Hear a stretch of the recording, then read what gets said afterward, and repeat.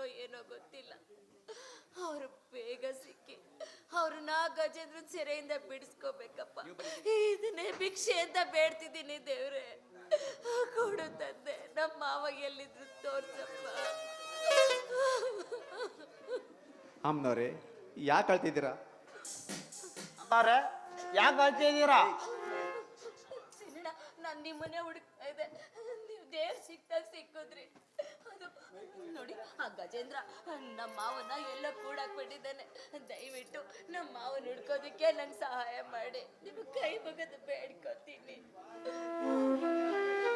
ಏನಂತ ಹೇಳಿ ಅಮ್ಮವ್ರೆ, ಖಂಡಿತವಾಗೂ ಮಾಡ್ತೀನಿ. ನೋಡಿ, ಆ ಗಜೇಂದ್ರ ಆಸ್ಪತ್ರೆಯಲ್ಲಿ ಎಲ್ಲೋ ನಮ್ಮ ಮಾವನ್ನ ಕೂಡಾಕಿದ್ದಾನೆ, ಎಲ್ಲಿ ಅಂತ ಗೊತ್ತಿಲ್ಲ.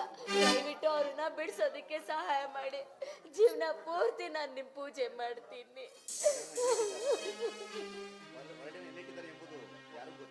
ಅವ್ರ ಯಜಮಾನ ಎಲ್ಲಿಟ್ಟಿದ್ದಾನೆ ಅದು ಗೊತ್ತಿಲ್ಲ ಅಮ್ಮವ್ರೆ. ಆದ್ರೂ ಆ ರಾಜನ ಕಂಡು ಹಿಡಿಯೋದಕ್ಕೆ ಒಡೆಯರ ಕಾಪಾಡಲೇಬೇಕು. ನಾನು ನಿಮ್ಗೆ ಸಹಾಯ ಮಾಡ್ತೀನಿ. ಆದ್ರೂ ಎಲ್ಲಿದ್ರು ಹುಡುಕಿ ಒಡೆಯರ್ನ ಕರ್ಕೊಂಡು ಹೋಗೋಣ ಅಮ್ಮರೆ. ದಯವಿಟ್ಟು ಆದಷ್ಟು ಬೇಗ ಹುಡುಕಿ, ಇಲ್ಲಾಂದ್ರೆ ಗಜೇಂದ್ರ ಬಂದ್ರೆ ಕಷ್ಟ ಆಗ್ಬಿಡುತ್ತೆ.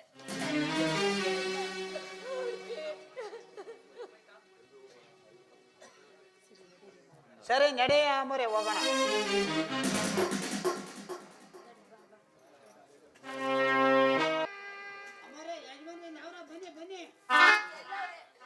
ಬನ್ನಿ ಅಮ್ಮರೆ.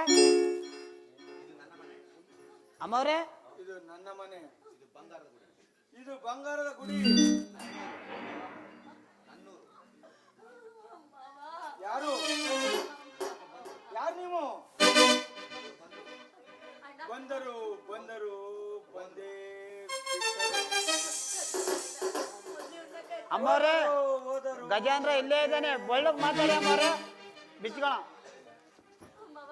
ಬನ್ನಿ ಮಾವ.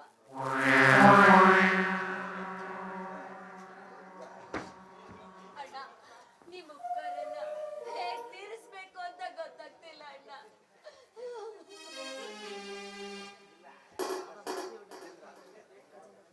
ಅಮ್ಮವ್ರೆ, ಬೆರ್ನ ಕರ್ಕೊಂಡು ಹೇಳ್ರಿ, ಗಜೇಂದ್ರ ಬಂದ್ಬಿಡ್ತಾನೆ, ಇಲ್ಲೇ ಇದ್ದಾನೆ. ಸರಿ ಆಯ್ತು ಮಾವ, ಬನ್ನಿ ಬನ್ನಿ ಮಾವ.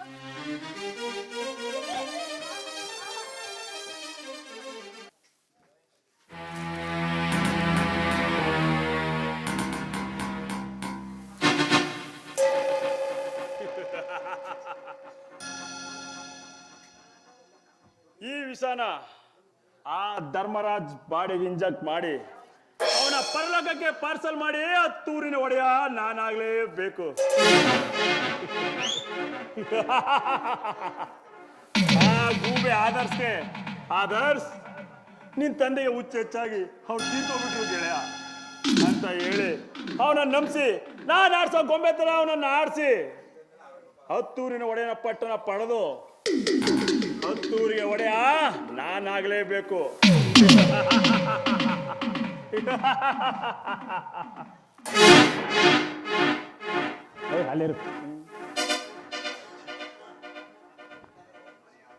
ಎಲ್ಲವೋ ಮನೆಯಣ ನಂಬಿಕೆ ದ್ರೋಹ ಮಾಡ್ಬಿಟ್ಟಲ್ಲೋ. ಎಲ್ಲ ನನ್ನ ತಂದೆ ಧರ್ಮರಾಜ್. ಆದರ್ಸ್, ನಾಲ್ಗೆನ ಬಿಗಿಲ್ ಮಾತಾಡೋ. ಯಾರೆದ್ರು ನಿಂತ್ಕೊಂಡು ಮಾತಾಡ್ತಿದ್ದ ಗೊತ್ತಾನೆ. ಬೆಂಕಿ ಬೆಂಕಿ ಅವನು. ಏ, ನಿನ್ನ ನಾಯಿ ಜನ್ಮಕ್ಕೆ ಬೆಂಕಿ ಹಾಕ್ತ ಕಣೋ. ನೀನೊಬ್ಬ ಅಯೋಗ್ಯ ಅಂತ ಗೊತ್ತಾಗಿದೆ. ಎಲ್ಲ ನನ್ನ ತಂದೆ ಧರ್ಮರಾಜ್. ಮರ್ಯಾದೆ ಕೊಡೋ, ಮರ್ಯಾದೆ. ಈ ಗಜೇಂದ್ರ ಬೆಂಕಿ ಸುಟ್ಟು ಭಸ್ಮ ಆಗ್ತೀಯ ಮಗನೇ. ಮಾಡೋದು ಮನೆ ಕೆಲಸ, ನನ್ಗೆ ವಾರ್ನಿಂಗ್ ಕೊಡ್ತೀಯ? ಇವತ್ತಿನ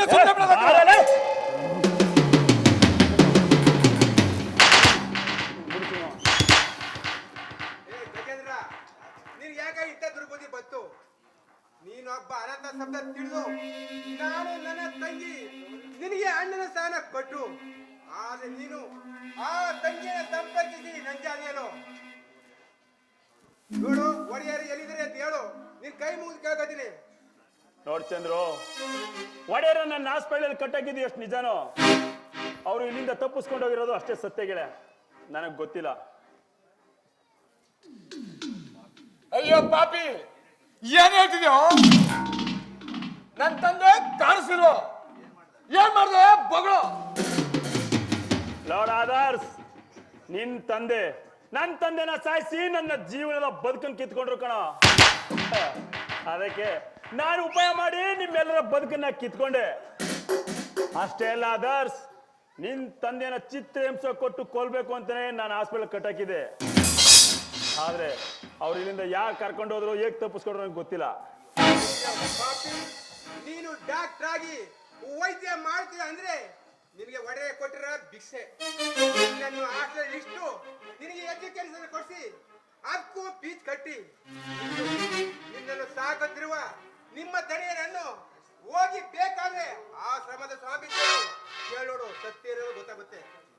ಏನೋ ಚಂದ್ರು, ನನ್ನ ವಿದ್ಯಾಭ್ಯಾಸಕ್ಕೆ ಆಧಾರವಾದ್ದು ಒಡೆಯರ, ನಾನು ದಾಖಲೆ ಕಾರಣದ್ದು ಒಡೆಯರ. ನೋ, ಸಾಧ್ಯ ಇಲ್ಲ, ನಾನು ನಂಬೋದಿಲ್ಲ ಕಣ. ಹೋಗಿ ಆಶ್ರಮದ ಸ್ವಾಮೀಜಿ ಕೇಳೋಡು, ಸತ್ಯ ಏನೋ ಗೊತ್ತಾಗುತ್ತೆ. ಹೇ ಮಿತ್ರ ದ್ರೋಹಿ, ನಿನ್ನ ಗೆಳೆಯ ಅಂತ ನಂಬಿದಕ್ಕೆ ನಮ್ಮೆಲ್ಲರನ್ನೂ ಬೀದಿ ಪಾಲ್ ಮಾಡ್ಬಿಟ್ಟಲ್ಲೋ. ಅಯ್ಯೋ ದೇವರೇ, ನನ್ನ ತಂದೆನ ಎಲ್ಲಿ ಅಂತ ಹುಡುಕ್ಲಿ.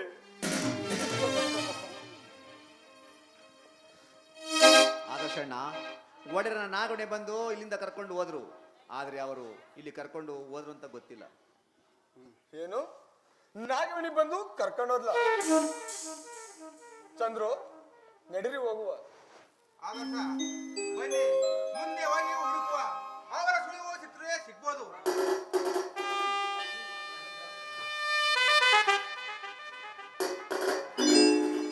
ನನ್ನ ಜೀವನ ರೂಪಿಸಿದ್ದು ಒಡೆಯರ. ನನಗೆ ನಂಬೋದಕ್ಕೆ ಸಾಧ್ಯ ಆಗ್ತಾ ಇಲ್ಲ. ನಾನು ಇವಾಗಲೇ ಹೋಗಿ ಆಶ್ರಮದ ಸ್ವಾಮೀಜಿಗಳ ವಿಚಾರಿಸಿ ಸತ್ಯನೆಲ್ಲ ತಿಳ್ಕೊಂಡು ಬರ್ತೀನಿ.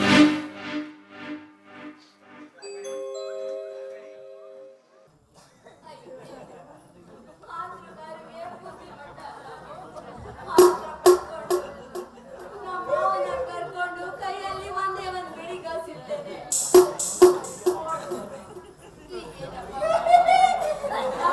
ವಿಷಯ ತಿಳಿಸೋಣ ಅಂತಂದ್ರೆ ಎಲ್ಲಿ ಗಜೇಂದ್ರ ಗೊತ್ತಾಗುತ್ತೋ ಅಂತ ಭಯ.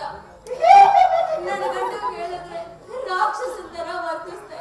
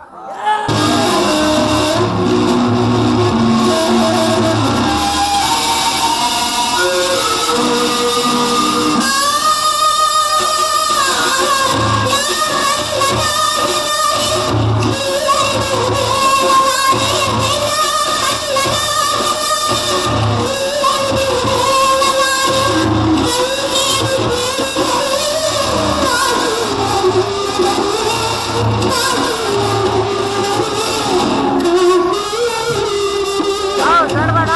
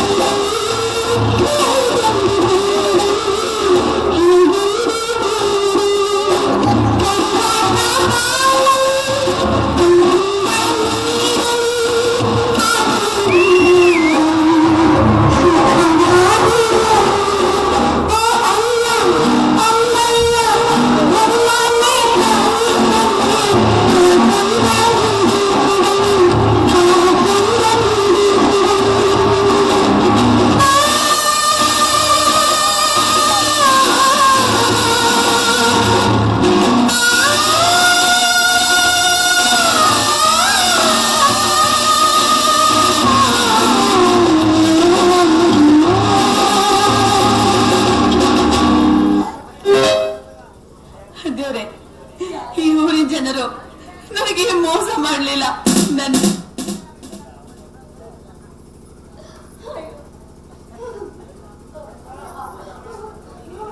ಬೇಡಿ ಮಾವ ಅದೆಲ್ಲ. ದಯವಿಟ್ಟು ದಯವಿಟ್ಟು ದಾನ ನೀಡಿ.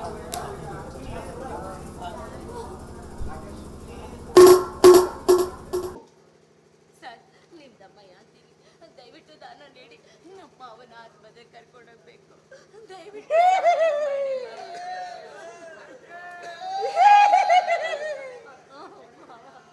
ಅಣ್ಣ, ಅಕ್ಕ, ತಾಯಿ ತಂದೆಗಳ ದಯವಿಟ್ಟು ಸಹಾಯ ಮಾಡಿ.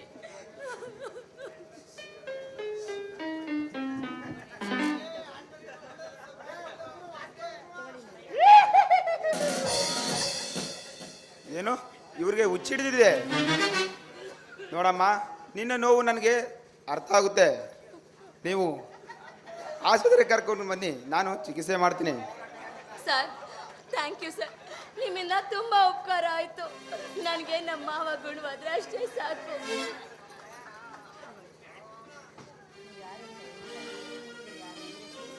ನೀವು ಯಾರು ಅಂತ ಹೇಳಿ, ಇವ್ರ ಹೆಸರೇನು? ಆ, ಸರ್, ಅದೆಲ್ಲ ಅವಶ್ಯಕತೆ ಇದೆಯಾ ಸರ್? ದಯವಿಟ್ಟು ಯಾರು ಏನು ಎತ್ತ ಅಂತ ಮಾತ್ರ ಕೇಳಬೇಡಿ. ದಯವಿಟ್ಟು ನಮ್ಮ ಮಾವಂಗೆ ಅವ್ರಿಗೆ ಟ್ರೀಟ್ಮೆಂಟ್ ಕೊಟ್ಟು ಸರಿ ಮಾಡಿ ಸರ್. ಕೈ ಮುಗಿತೀನಿ ಸರ್.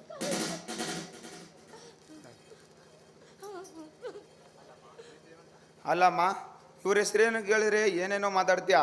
ನಾನು ಗೊತ್ತೋ ಗುರಿ ಇಲ್ಲದೆ ಹೇಗೆ ಚಿಕಿತ್ಸೆ ಮಾಡಲಿ? ಇವ್ರಿಗೇನಾದ್ರು ಹೆಚ್ಚು ಕಮ್ಮಿ ಆದರೆ ನಾನು ಜೈಲು ಶಿಕ್ಷೆ ಅನುಭವಿಸುವಾಗುತ್ತೆ. ಅಯ್ಯೋ ದೇವ್ರೆ, ಇವರು ಯಾರು ಅಂತ ಹೇಳಿ, ನಾನು ಆಸ್ಪತ್ರೆಗೆ ಕರ್ಕೊಂಡೋಗಿ ಅಡ್ಮಿಟ್ ಮಾಡ್ಕೋತೀನಿ. ಏನಪ್ಪ ಮಾಡಲಿ ದೇವ್ರೆ, ಯಾರು ಅಂತ ಹೇಗೆ ಹೇಳಿ? ಇಲ್ಲ, ನನಗೆ ನಮ್ಮ ಮಾವ ಉಳಿಯೋದು ಮುಖ್ಯ. ಸತ್ಯನೇ ಹೇಳ್ತೀನಿ ಸರ್. ನೋಡಿ, ಇವರು ಧರ್ಮರಾಜ್ ಅಂತ 10 ಊರಿನ ಒಡೆಯರು. ನಾನು ಇವರ ಸೊಸೆ ನಾಗವೇಣಿ ಸರ್. ಅಯ್ಯೋ, ಇವರು ಒಡೆಯರ? ಇವರು ನನ್ನ ಆರಾಧ್ಯ ದೇವರು. ಒಡೆಯರೇ, ಸರ್, ಸರ್ ಏನ್ ಮಾಡ್ತಿದ್ದೀರಾ? ಸರ್, ಸರ್ ಏನ್ ಮಾಡ್ತಿದ್ದೀರಾ ನೀವು? ಏನಾಗಿದೆ ನಿಮ್ಗೆ? ಯಾಕೆ ನಮ್ಮ ಅವನ ಕಾಲು ಹಿಡ್ಕೋತಿದ್ದೀರಾ? ತಾಯಿ, ಇವರು ನನ್ನ ಪಾಲಿನ ಅನ್ನದಾತರು. ಇವತ್ತಿನ ಮಾಡ್ತಿರೋ ವೃತ್ತಿ ಇವರು ಕೊಟ್ಟ ಭಿಕ್ಷೆ. ನನಗೆ ಜೀವನ ರೂಪಿಸಿದ ಈ ನನ್ನ ದೇವ್ರನ್ನ ನೋಡಿ ನನಗೆ ತುಂಬ ದುಃಖ ಆಗ್ತಿದಮ್ಮ. ನೋಡಿ ತಾಯಿ, ನಿಮ್ಗೆ ಇವ್ರು ಎಷ್ಟು ಮುಖ್ಯನೋ ನನಗೂ ಕೂಡ ಅಷ್ಟೇ ಮುಖ್ಯ. ಇವ್ರನ್ನ ಮತ್ತೆ ಒಡೆಯರನ್ನಾಗಿ ನಿಲ್ಲಿಸುವ ಜವಾಬ್ದಾರಿ ನನ್ನದು. ಬನ್ನಿ ಆಸ್ಪತ್ರೆಗೆ ಕರ್ಕೊಂಡು ಹೋಗೋಣ.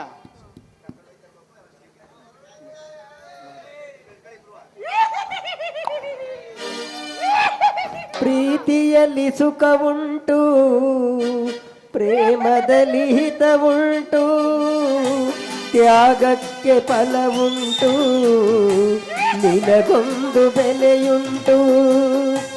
ಬಂಗಾರದಂತ ಗುಣವು ನಿಮ್ಮಲ್ಲಿ ಇರುವಾಗ ಬಾಳೆಂಬ ಹೋರಾಟದಲ್ಲಿ ಸೋಲೆಂಬುದೆಲ್ಲುಂಟು.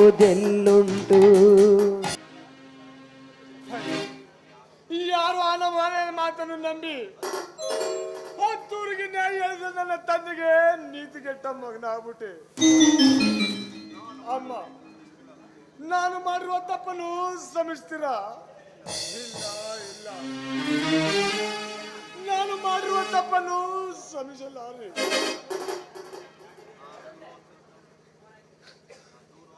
ನನ್ನ ದುರಾಲೋಚನೆ ಫಲವನ್ನು ಇಂದು ನಾನು ಅನುಭವಿಸ್ತಿದ್ದೀನಿ. ಅಪ್ಪಾಜಿ ಎಲ್ಲಿದ್ದೀರಾ? ನಿಮ್ಮನ್ನ ಕಂಡು ನಾನು ಮಾಡಿರುವ ತಪ್ಪಿಗೆ ನಿಮ್ಮ ಪವಿತ್ರವಾದ ಪಾದುಕೆಗಳಿಂದ ಹೊಡೆದುಕೊಂಡು ಕ್ಷಮೆ ಯೋಚಿಸಿ ನನ್ನ ಹೆಂಡತಿ ತಮ್ಮ ತಂಗಿಯನ್ನು ಕಂಡು ಕ್ಷಮೆ ಕೇಳಿ ಕಣ್ಣಿಗೆ ಕಾಣದೆ ಬಹುದೂರ ಹೊರಟು ಹೋಗ್ತೀನಿ. ಅವರನ್ನು ನೋಡುವ ಭಾಗ್ಯ ಕೊಡಪ್ಪ ದೇವರೇ, ನಿನ್ನ ಪಾದ ಪೂಜೆ ಮಾಡುತ್ತೇನೆ.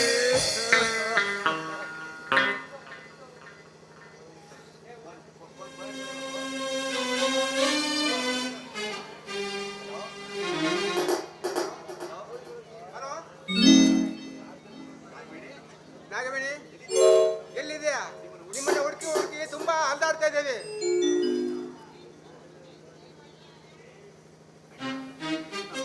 ಕರ್ಕೊಂಡು ಬಂದು ಆಸ್ಪತ್ರೆ ಸೇರಿಸಿದ್ವಿ. ರಾಕೇಶ್ ಅಂತ ತುಂಬ ಒಳ್ಳೆಯ ಡಾಕ್ಟರು. ನಮ್ಮ ಮಾವನ ಸಹಾಯ ಪಡೆದು ಡಾಕ್ಟರ್ ಆಗಿರೋ ಅವರು ನೋಡ್ಕೊತಿದ್ದಾರೆ. ಮಾವನ ಗುಣಪುಕ್ಕರಾಗಿದ್ದಾರೆ. ನಮ್ಮ ಮನಸ್ಸು ತಡೆದೇ ಫೋನ್ ಮಾಡಿದೆ, ನೀನು ಈ ವಿಷಯನ ನನ್ನ ಗಂಡ ಮತ್ತು ಗಜನ್ಗೆ ತಿಳಿಸ್ಬೇಡ ಪ್ಲೀಸ್ ಅಣ್ಣ, ಪ್ಲೀಸ್. ಬೃಂದ ಆಸ್ಪತ್ರೆಗೆ ಮನೆಗೆ ಕರ್ಕೊಂಡು ಹೋಗ್ತೀನಿ, ನೀವು ಅಲ್ಲಿಗೆ ಬಂದ್ಬಿಡು. ತಂಗಿ, ನಿನ್ನ ಗಂಡ ಈಗಾಗಲೇ ಬದಲಾಗಿದ್ದಾರೆ. ಅವರು ನಾವೆಲ್ಲ ಜೊತೆಲೇ ಇದ್ದಿದ್ದೇವೆ. ಅವರು ನಿಮ್ಗೋಸ್ಕರ ಪರಿಸ್ತಪಿಸುತ್ತಾ ಅಲ್ದಾಡ್ತಿದ್ದಾರೆ. ಅವರು ನಾವೆಲ್ಲ ಜೊತೆಲೇ ಇದ್ದಿದ್ದೇವೆ. ನಾವು ಆಸ್ಪತ್ರೆಗೆ ಬರ್ತಾ ಇದ್ದೇವೆ.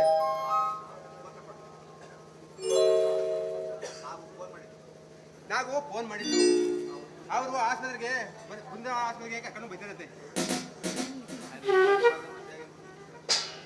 ಏನು? ನಾಗವಣಿ ಕರ್ಕೊಂಡು ಹೋಗಿದ್ದಳ? ಅಯ್ಯೋ ದೇವರೇ, ನಾನು ಅವ್ರನ್ನ ಎಲ್ಲಿ ಅಂತ ಹುಡುಕ್ಲಿ ಅಪ್ಪ, ಎಲ್ಲಿ ಅಂತ ಹುಡುಕ್ಲಿ.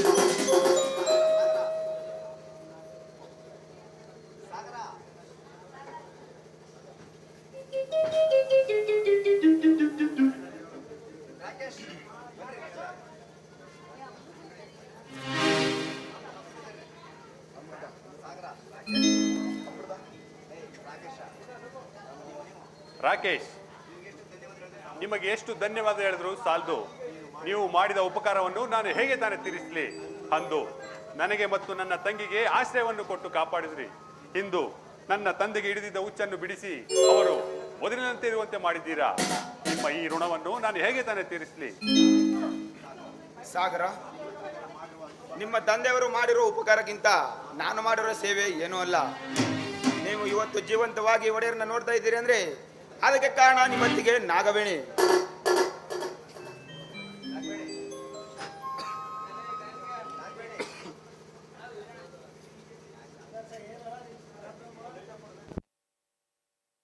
ಅಂತ ಸಾಬೀತು ಮಾಡಿದ್ರಿ. ಈ ಬಂಗಾರದ ಗುಡಿಯ ತಕ್ಕ ಸೊಸೆ ಎಂದು ತೋರಿಸಿದ್ದೀರಾ.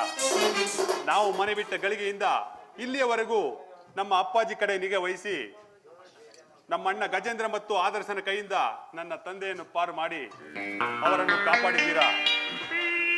ನನ್ನ ಅಮ್ಮ ರೂಪದಲ್ಲಿ ನಮ್ಮ ಮನೆ ಸೇರಿದ್ದಾರೆ.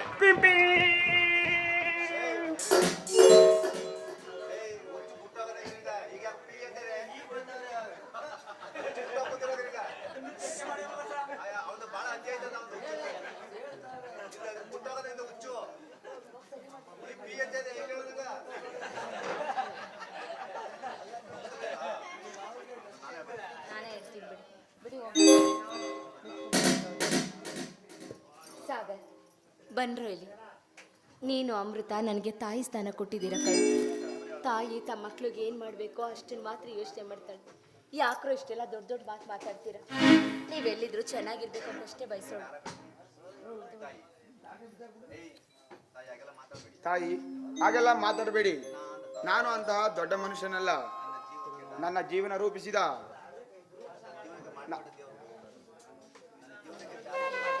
ನನ್ನ ಪಾಲಿನ ದೇವರು ಧರ್ಮರಾಜ್.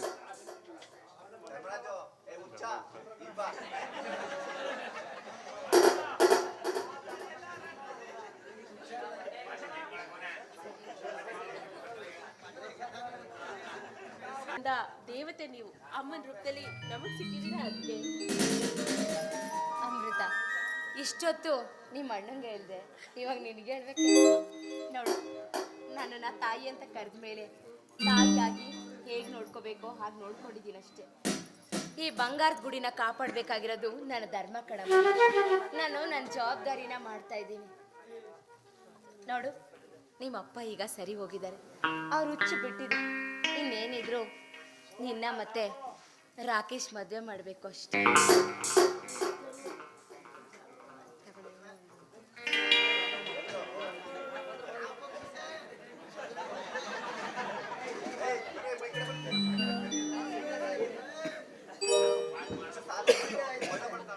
ಮಾವ, ಇಲ್ಲಿ ನೋಡಿ, ಎಲ್ಲರೂ ಇಲ್ಲೇ ಇದ್ದಾರೆ, ನಿಮ್ಮ ಮಕ್ಕಳೆಲ್ಲ.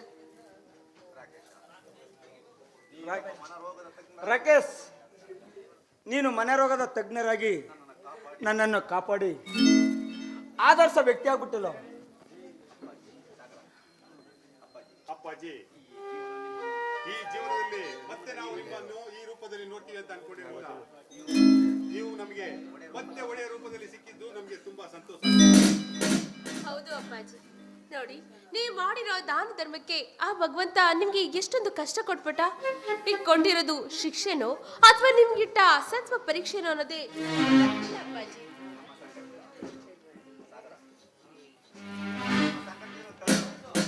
ಕೆಲ ದಿನಗಳ ಕಾಲ ನಮ್ಮ ಕುಟುಂಬಕ್ಕೆ ಗ್ರಹಣ ಹಿಡಿದಿತ್ತು. ಇಂದಿನಿಂದ ಆ ಗ್ರಹಣ ದೂರವಾಗಿದೆ.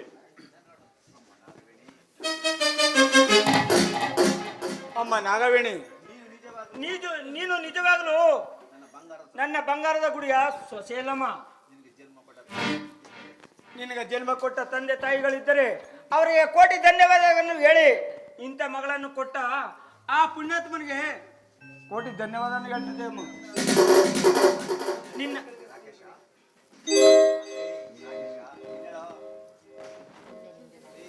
ರಾಕೇಶ, ಪುನಃ ಜನ್ಮ ಕೊಟ್ಟ ಪುಣ್ಯಾತ್ಮಪ್ಪ, ನಿನಗೆ ಕೋಟಿ ಧನ್ಯವಾದಗಳನ್ನು ಹೇಳಿದ್ರು ಸಾಲದು. ನಿನ್ನ ಋಣಭಾರವನ್ನು ಯಾವ ರೀತಿ ತೀರಿಸಲಿ? ಒಡೆರೆ, ನೀವು ಋಣದ ವಿಚಾರವನ್ನು ಮಾತಾಡಬಾರದು. ನಿಮ್ಮ ಋಣದ ಭಾರನೆ ಬೇಕಾದಷ್ಟಿದೆ.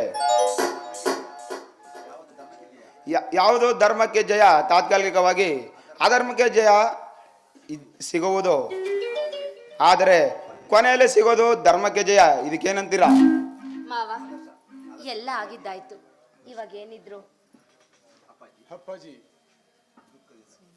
ಅಪ್ಪಾಜಿ, ಅಪ್ಪಾಜಿ, ನನ್ನನ್ನ ಕ್ಷಮಿಸ್ಬಿಡಿ ಅಪ್ಪಾಜಿ. ತುಡುಕಿ ಅಲ್ಲಂತ ಸಂಸಾರ ಹೊಡೆದು ದೂರ ಮಾಡ್ಬಿಟ್ಟೆ. ನನ್ನನ್ನ ಕ್ಷಮಿಸ್ಬಿಡಿ. ಆದರ್ಶ ಏನು ಇದೆಲ್ಲ ಮಾಡಬಾರ್ದೆಲ್ಲ ಮಾಡಿ ಈಗ ದುಃಖಿಸ್ತ್ರಿ ಏನ್ ಪ್ರಯತ್ನ ಹೇಳು? ಅಂದು ನೀನು ತಾಳ್ಮೆಯನ್ನು ಕಳೆದುಕೊಂಡಿದ್ರೆ ನಮ್ಮ ಈ ಬಂಗಾರದ ಗುಡಿ ಈ ಪರಿಸ್ಥಿತಿ ಬರ್ತಿಲ್ಲ ನೋಡು. ಹೋಗ್ಲಿ ಬಿಡು, ಎಲ್ಲ ಸಂಕಟಗಳನ್ನು ಕಳೆದು ಅಮೃತಗಳಿಗೆ ಕೂಡಿ ಬರ್ತಿದೆ.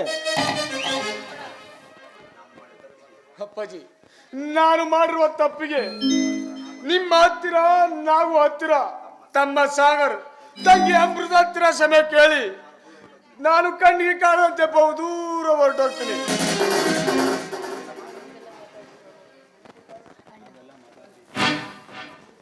ಅಣ್ಣ, ನೀವು ಹಾಗೆಲ್ಲ ಮಾತಾಡಬೇಡಿ. ಈ ಅಣ್ಣನ ಆಸರೆ ಯಾವತ್ತೂ ನಮಗೆ ಶ್ರೀರಕ್ಷೆ ಆಗಿರ್ಬೇಕು. ನೀವು ಯಾವಾಗಲೂ ನಗ್ನಗ್ತಾ ಇರಬೇಕು. ಹೌದಣ್ಣ, ನೀನ್ ಯಾವಾಗ್ಲೂ ನಗ್ನಗ್ತಾ ಇರ್ಬೇಕು. ಅದೇ ನೀನ್ ಸಂತೋಷವಾಗಿದ್ರೆ ನಮ್ಗೆ ಸಂತೋಷ ಅಣ್ಣ. ರೀ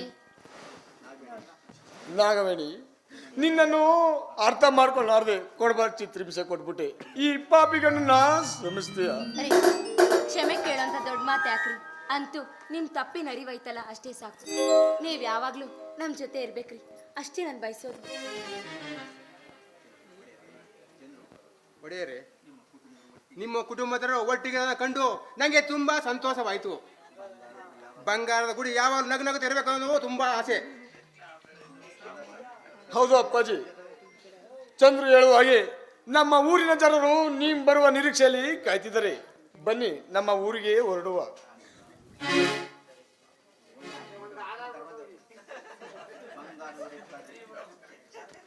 ಬಂಗಾರದ ಗುಡಿಯ ಕತ್ತಲು ಕಳೆದು ಬೆಳದಿಂಗಳ ಬೆಳಕು ಮೂಡಿ ಬಂದಿದೆ. ಇನ್ನು ಮುಂದೆ ಮರೆತು ಹೋದ ಕೈಗಡಗಳನ್ನು ಕಳೆದು ಎಲ್ಲರೂ ಸತ್ಯ ಮಾರ್ಗದಲ್ಲಿ ನಡೆದು ಈ ಸಮಾಜ ವ್ಯಕ್ತಿಯಾಗಿ ಬಾಳೋಣ ಬಂದ್ರಪ್ಪ. ಅಪ್ಪಾಜಿ, ನೀವು ಈ ಗುಡಿಯ ದೇವರು. ಇನ್ನು ಮುಂದೆ ನೀವು ತೋರಿಸಿಕೊಟ್ಟ ಮಾರ್ಗದಲ್ಲಿ ನಡೆದು ನಿಮ್ಮ ಹೆಸರು ಉಳಿಯುವ ಕೆಲಸ ಮಾಡ್ತೀವಿ. ಏ ಸಾಗರ, ನೀನು ಚಿಕ್ಕವನಾದ್ರೂ ವಿವೇಕದಲ್ಲಿ ದೊಡ್ಡವನು ಕಣೋ. ನಿನ್ನಂತವನ ನನ್ನ ತಮ್ಮನಾಗಿ ಪಡೆದಕ್ಕೆ ನಾನು ಯಾವುದೋ ಜನ್ಮದಲ್ಲಿ ಪುಣ್ಯ ಮಾಡಿದೆ ಕಣೋ. ಆದರ್ಶಣ್ಣ, ನೀವು ಯಾವಾಗಲೂ ನನ್ನ ತಮ್ಮನಾಗಿ ನಿಮ್ಮಗಳ ಸೇವೆ ಮಾಡಬೇಕು ಅನ್ನೋದೇ ನಮ್ಮಗಳ ಆಸೆ. ಮುತ್ತಿನಂತಹ ತಂಗಿ, ದೇವಮಾನವನಂತಹ ತಂದೆ, ಮಾತೃ ರೂಪದಂತಹ ಅತ್ತಿಗೆ, ಗೆಳೆತನಕ್ಕೆ ಹೆಸರಾಗಿರುವ ರಾಕೇಶ್, ಈ ಹತ್ತೂರಿನ ಜನ ಪ್ರೀತಿ ವಿಶ್ವಾಸ ನಮ್ಮ ಮೇಲಿರುವವರೆಗೂ ನಾನೇ ಭಾಗ್ಯವಂತ. ನೋಡಿ, ಎಲ್ಲ ಒಳ್ಳೇದಾಗಿದೆ. ಇವಾಗ ನಿಮ್ಮ ಆಶೀರ್ವಾದ ಪಡೆದ ಮದ್ವೆ ಆಗ್ಬಾರ್ದು ಅಂತ ರಾಕೇಶ್ ಅಮೃತ ಇಲ್ಲಿವರೆಗೂ ಕಾದಿದ್ದಾರೆ. ದಯವಿಟ್ಟು ಅವರಿಬ್ಬರನ್ನ ಮದ್ವೆ ಮಾಡಿ ಮಾವ. ಹೌದಮ್ಮ, ನನ್ನ ಹೃದಯದ ಮಂದಿರದಲ್ಲಿ ರಾಕೇಶ್ಗೆ ಅಳಿಯ ಸ್ಥಾನನ ಕೊಟ್ಟಿದ್ದೇನೆ. ಇಂಥ ಗುಣವಂತ ಈ ಮನೆ ಅಳಿಯನಾಗುತ್ತಿರುವುದು ನಮಗೆಲ್ಲ ಹೆಮ್ಮೆ ಅನಿಸ್ತಿದೆ ಕಮ್ಮ. ಅದ್ದೂರಿಯಾಗಿ ಮದುವೆ ಮಾಡೋಣ ಬನ್ನಿ. ಅಪ್ಪಾಜಿ, ಅಂತೂ ನೀವು ಈ ಮದ್ವೆಗೆ ಒಪ್ಕೊಂಡ್ರಲ್ಲ, ನಂಗೆ ತುಂಬಾ ಸಂತೋಷ. ನನಗೆ ಗೊತ್ತಿತ್ತು ಅಪ್ಪಾಜಿ, ಯಾಕೆಂದ್ರೆ ನೀವು ಗುಣ ನಡತೆಗೆ ಬೆಲೆ ಕೊಡೋರು ಹೊರತು ಸಿರಿ ಸಂಪತ್ಗೆ ಬೆಲೆ ಕೊಡೋದಿಲ್ಲ ಅಂತ ನನಗೆ ಚೆನ್ನಾಗಿ ಗೊತ್ತಿತ್ತು. ಆಯ್ತಮ್ಮ, ನನ್ನ ದೇವರು ತೋರಿಸಿದ ದಾರಿಯಲ್ಲಿ ನಡೆಯಬೇಕಾದ್ದು ನನ್ನ ಕರ್ತವ್ಯ. ರಾಕೇಶ್, ನೀನು ಹೃದಯವಂತ. ಈ ಬಂಗಾರದ ಗುಡಿಗೆ ಯೋಗ್ಯನಾದ ಅಳಿಯ. ರಾಕೇಶ್ ಅವರೇ, ಈ ಬಂಗಾರದ ಗುಡಿಗೆ ಅಳಿನಾಗೋಕೆ ತುಂಬಾ ಸಂತೋಷ. ಆದರ್ಶಣ್ಣ, ನನ್ನ ತಂಗಿ ಮದುವೆನ ಅಪ್ಪಾಜಿ ಹೇಳುವಾಗೆ ಹತ್ತೂರಿನ ತುಂಬಾ ತೋರಣ ಕಟ್ಟಿಸಿ ವಿಜೃಂಭಣೆಯಿಂದ ಮದುವೆ ಮಾಡಬೇಕು. ಆಗ್ಲಿ ಕಣ, ಇದು ನಮ್ಮ ತಂಗಿ ಮದುವೆ ಅದ್ದೂರಿಯಾಗಿ ಮಾಡೋಣ. ಸರಿ ಸರಿ. ಅಣ್ಣ, ನೀನು ಅತ್ತಿಗೆಗೆ ತುಂಬಾ ತೊಂದರೆ ಕೊಟ್ಬಿಟ್ಟೆ. ಅದು ಅಲ್ಲದೆ ಕೊರಳ ಮಾಂಗಲ್ಯವನ್ನೇ ಕಿತ್ಕೊಂಡು ಹೆಣ್ಣು ಮಾಂಗಲ್ಯಗೆ ಇರಬೇಕಾದ ಮುತ್ತೈದೆ ಸ್ಥಾನವನ್ನ ಹಾಳು ಮಾಡಿದೀಯ. ಈ ಮಾಂಗಲ್ಯವನ್ನು ಕಟ್ಟು ತಗೋ.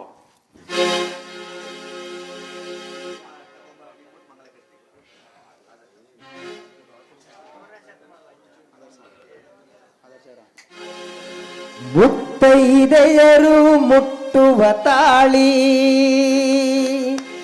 ಹತ್ತೆ ಮಾವರು ಅರಸಿದ ತಾಳಿ, ಗಂಡನು ಬೈಯುತ್ತ ಹೊಡೆಯುತ್ತಲಿರಲು ಮುತ್ತೈದೆ ಕತ್ತಲ್ಲಿ ಇರಬೇಕು ತಾಳಿ. ತಾಳಿ ತಾಳಿ ಚಿನ್ನದ ತಾಳಿ, ಹೆಣ್ಣಿನ ಬಾಳಿಗೆ ಇದುವೇ ಬೇಲಿ. ಓ, ಹೆಣ್ಣಿನ ಬಾಳಿಗೆ ಇದುವೇ ಬೇಲಿ. ನನ್ನ ಜೊತೆ ಸುಖವಾಗಿ ಬಾಳು. ಕೊಡೇರಿ.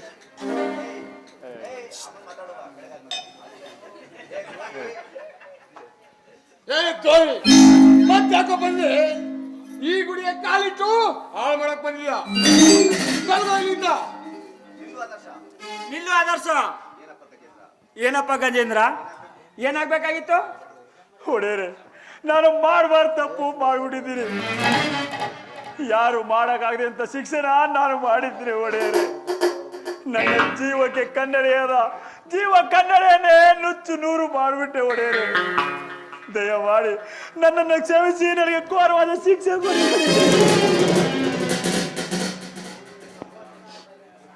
ಹೇಳಪ್ಪ ಗಜೇಂದ್ರ, ನಿನ್ನ ಕೆಟ್ಟತನವನ್ನು ಬಿಟ್ಟು ನಿನ್ನ ತಪ್ಪು ನಿನಗೆ ಅರಿವಾಗಿದೆಯಲ್ಲ, ಅಷ್ಟೇ ಸಂತೋಷ ಪಡು.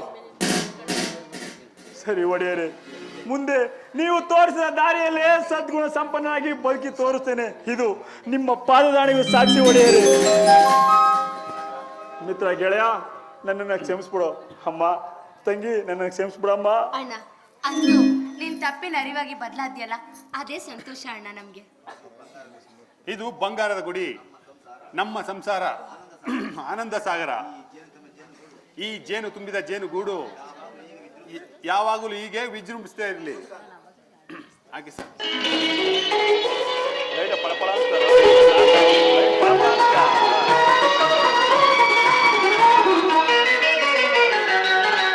ನಮ್ಮ ಸಂಸಾರ ಆನಂದ ಸಾಗರ, ಪ್ರೀತಿ ಎಂಬ ದೈವವೇ ನಮಗಾಧಾರ, ಆ ದೈವ ತಂದ ವರದಿಂದ ಬಾಳೆ ಬಂಗಾರ.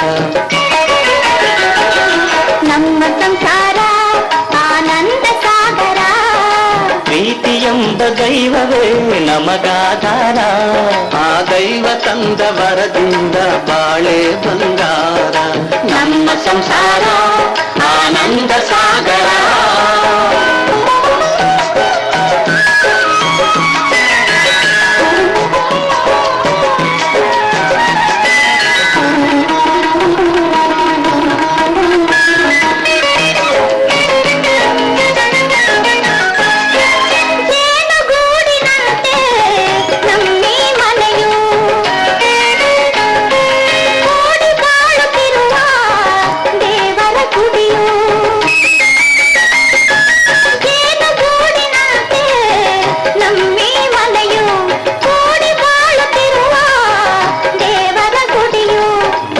ಮಮತೆ ಎಂಬುದೇ ನಮಗೆ ರಕ್ಷೆಯು, ಕಾಯ ಮಮತೆ ಎಂಬುದೇ ನಮಗೆ ರಕ್ಷೆಯು, ಹಿರಿಯರ ನುಡಿ ರತ್ನವೇ ಬಾಳಿನ ಬೆಳಕು, ಬಾಳಿನ ಬೆಳಕು. ನಮ್ಮ ಸಂಸಾರ ಆನಂದ ಸಾಗರ, ಪ್ರೀತಿಯ ದೈವವೇ ನಮಗಾಧಾರ, ಆ ದೈವ ತಂದ ವರದಿಂದ ಬಾಳೆ ಬಂಗಾರ. ನಮ್ಮ ಸಂಸಾರ ಆನಂದ ಸಾಗರ.